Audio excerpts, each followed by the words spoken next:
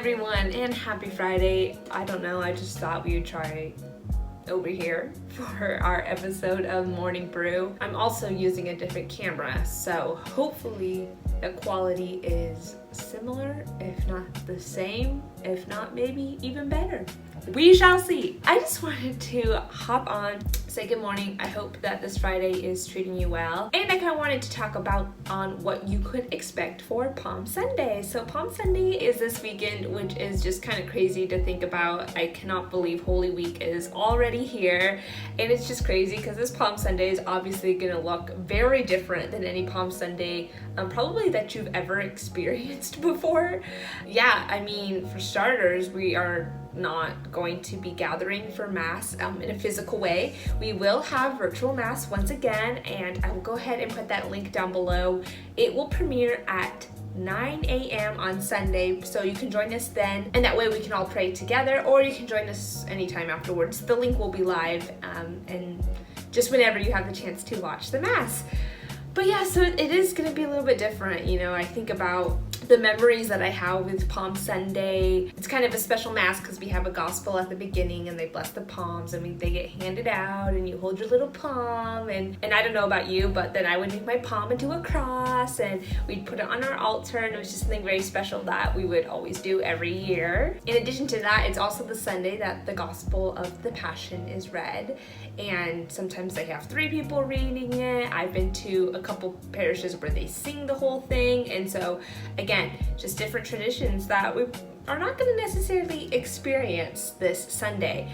However, when I was reflecting on Palm Sunday this year and what is God trying to tell us through kind of stripping us from all the things that we're used to, it made me think about how usually on Palm Sunday is the Sunday that I am probably the most distracted out of the entire liturgical year.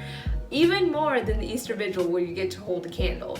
And the reason for that is, one, I have a palm in my hand and I love making crosses out of them. So typically I have the palm in my hand and then I'll like put it down and whatever and listen to the first reading, second reading, and go on. But then we get to the gospel, and we know that the gospel, when it is the Passion, is a pretty long gospel. And not only that, but then you have 3 people reading, and if you forget your missal at home, then you're not following along, and then sometimes your legs get a little bit tired and you're just trying to bend them to make sure you don't pass out, and all you can think about is how much longer until we can sit down, and then you're playing with your little palm and making it into a cross. And it just, again, I just get so distracted while the gospel is being read. So kind of reflecting on like, what is God calling us to this Sunday in regards to starting off Holy Week and starting off with Palm Sunday? I think he's kind of saying, listen, you're not going to have a palm in your hand. And guess what? You don't really have to stand for the whole gospel. In fact, you can sit on your comfy couch if you really want to. This is what I'm assuming, at least he's saying. What I'm assuming is he's saying is, all I am asking for you to do is actually listen to the gospel this year.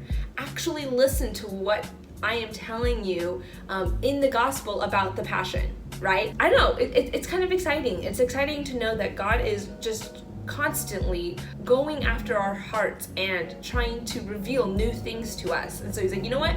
You're not gonna have a palm in your hand. So guess what? No distraction. You don't have to even stand for the entire gospel. Go ahead, sit down. But what he wants from us is to listen to what he has to say.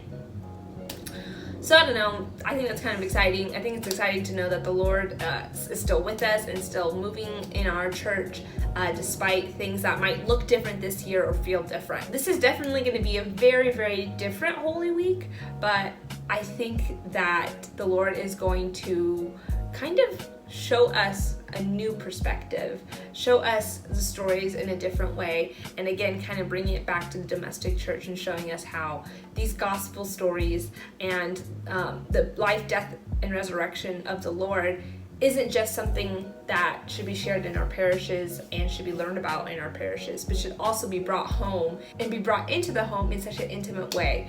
So I hope you guys are excited for Holy Week. I hope you guys are ready just to dive deeper into the Lord's heart, to truly understand what He did for us and how that impacts our lives, not only thousands of years ago, but how it impacts our lives today and how it impacts our lives in the future. Anyway, that's all I got for you. A little short one today, but I hope you guys have a great Palm Sunday. I hope you join us 9 a.m. or anytime after. Again, the link will be down below. And yeah, we love you, we miss you, and we'll see you soon. Bye!